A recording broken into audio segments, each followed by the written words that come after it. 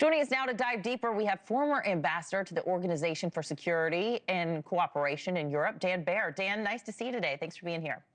Thanks for having me. So Trump said the U.S. captured Nicolas Maduro and his wife, and that both are going to be facing American justice. We know they're on the USS Iwo Jima on their way to New York City here. But other countries, the UN included, and some in Congress even, are criticizing this ouster and saying it violates law, while the administration is saying he was not a legitimate leader in the first place. Do you think there's going to be any legal fallout for the administration here or internationally? I think there's been a longstanding, this is kind of a continuation of some of the actions that the Trump administration has taken, and they've taken actions that many people have said are acts of war and covered them or laundered them through language of legality and trying to assert that these are law enforcement actions, including the boat strikes that we've been seeing over recent months.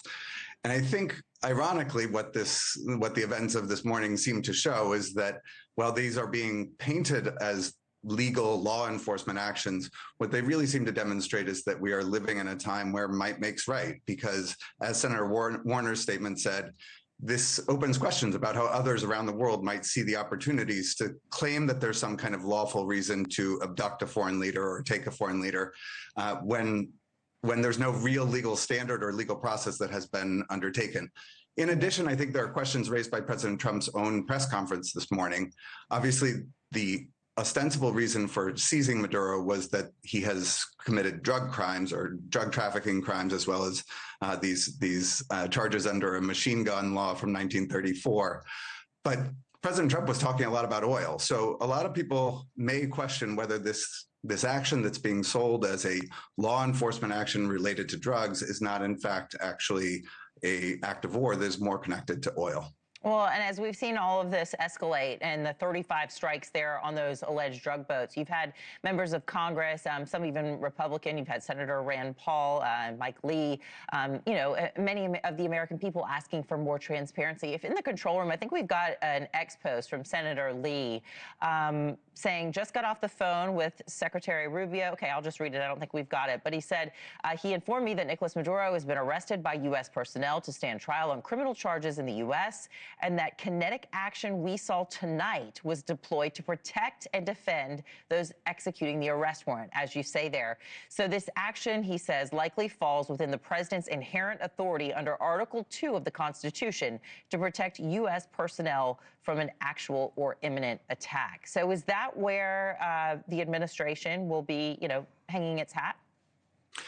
I suspect that is where the administration will hang its hat, and I suspect that we will see many more voices in Congress asking for Congress to play its constitutional role in giving approval for what many see as an act of war.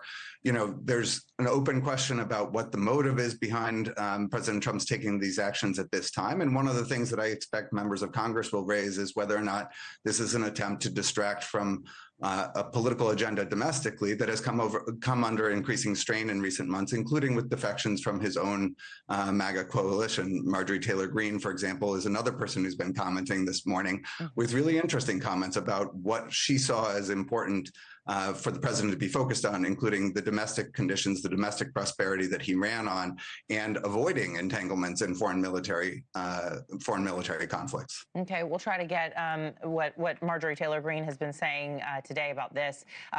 Yesterday and the last couple of days, she's been saying that a lot of this interventionist style action from the Trump administration is not what she believes the Make America Great Again coalition really voted for.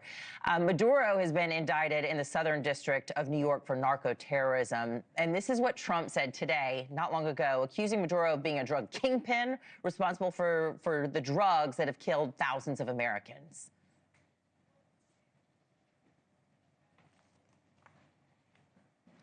The illegitimate dictator Maduro was the kingpin of a vast criminal network responsible for trafficking colossal amounts of deadly and illicit drugs into the United States.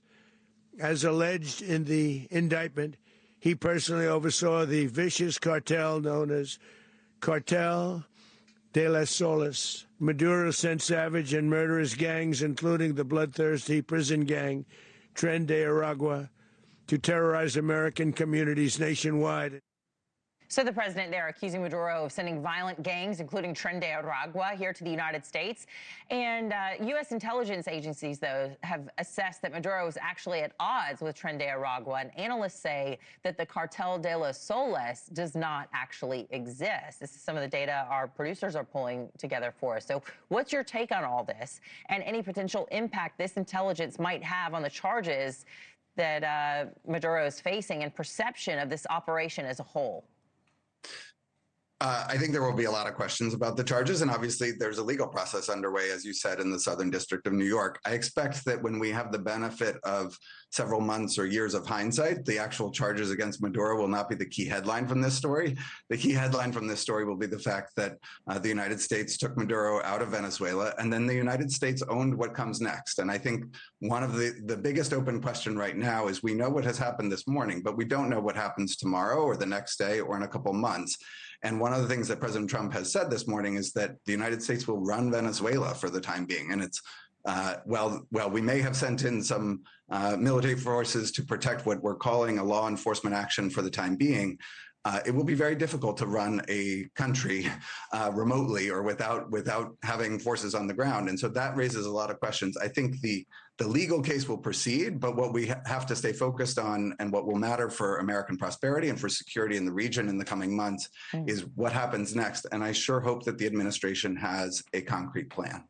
Yeah, what will that look like and for how long? Thank you so much for being here and making the time for us. Former ambassador to the Organization for Security and Cooperation in Europe, Dan Baer. Thank you. Thanks so much for having me.